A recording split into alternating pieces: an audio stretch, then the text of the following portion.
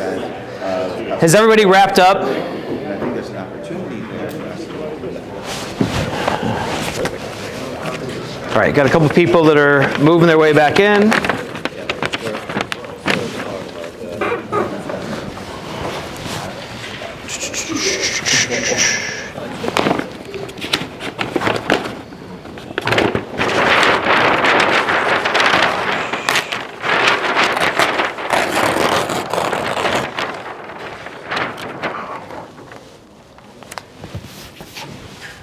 All right, so what I'd like to do, I talked to Matt, and he's a little flexible on his time, is just kind of debrief this really quick, and then we'll transition to Matt, okay?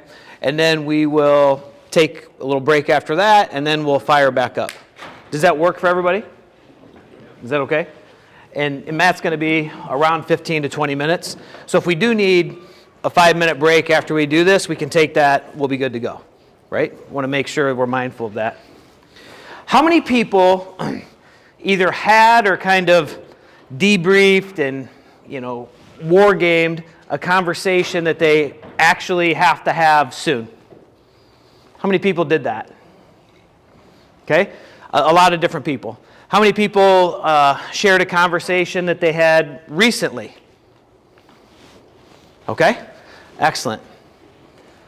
For the people who shared something about a conversation that they have coming up, what value did you find from this activity and from this exercise?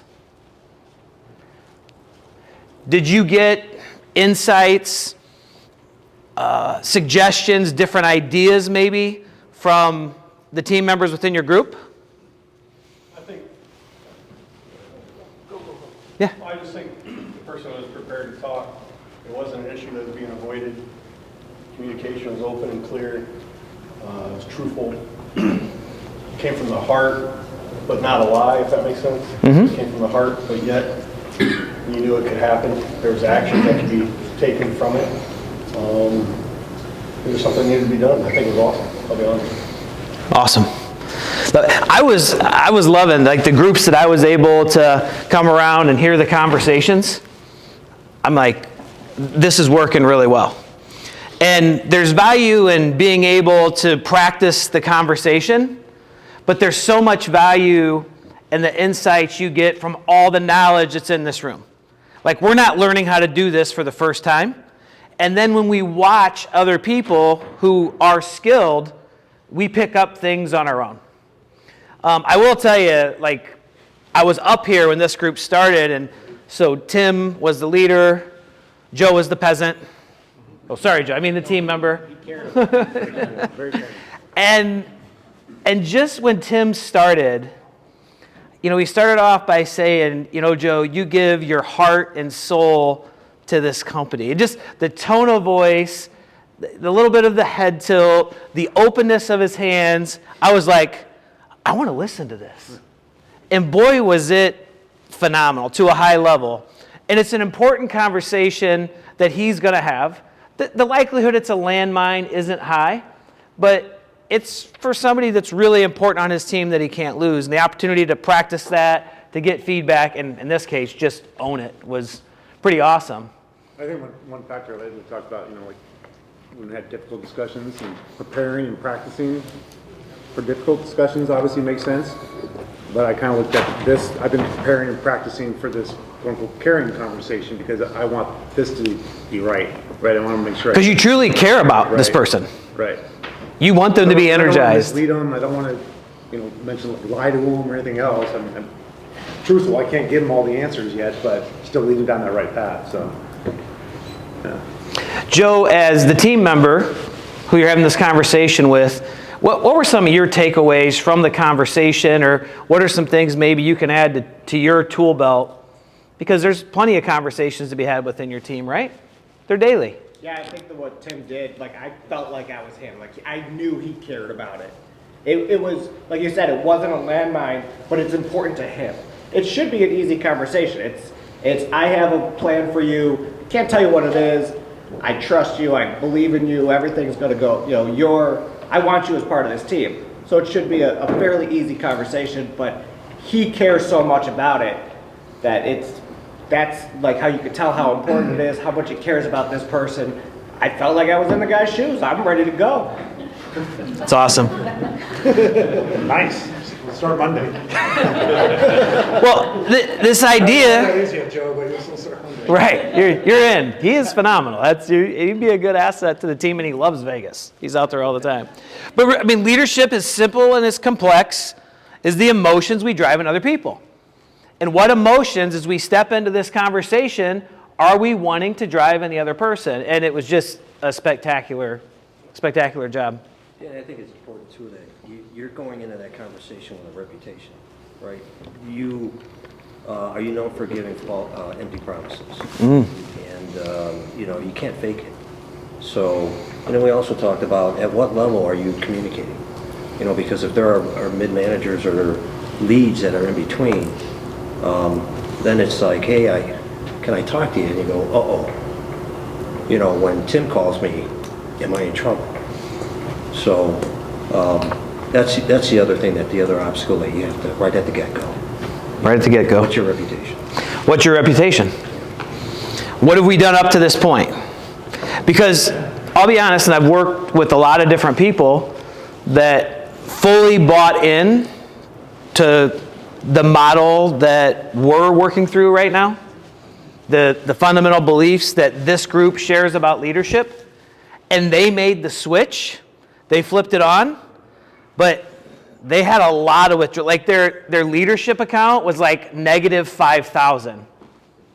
So it becomes about showing up consistently, making a promise, keeping a promise, owning, being willing to have the humility to own how we struggled before and things we wish we could take back to try to make deposits to reset that and move forward. But your point is so amazing. When we got to have a conversation that matters, what really sets the stage for that to be successful is what we've done in the past and the relationship that we've built. Have we given empty promises? Right? Are we aligned in this conversation with who we are each and every day? Dave, did you want to add anything? You would hand weed. I did. Honestly, that was helpful. And then just talking through it and kind of giving myself some confidence that my approach is in line with what other people would, think or do. Some of that's really helpful, isn't it? Like, am I on track here? Am I off base? Do you think I'm approaching this in the right way? I do that with our assistant city manager all the time. Because I'm trying to get it. It's not about me being right. I'm trying to get it right. And trying to show up. And the higher stakes the moment, like the conversation we shared in that scenario last time, like the more preparation and the more people you want to lean into that you trust to make sure you do. Okay. Any other key takeaways from the observers? Well, I told Chelsea that if I was to YouTube Karen conversation, she probably would have came up. Nice.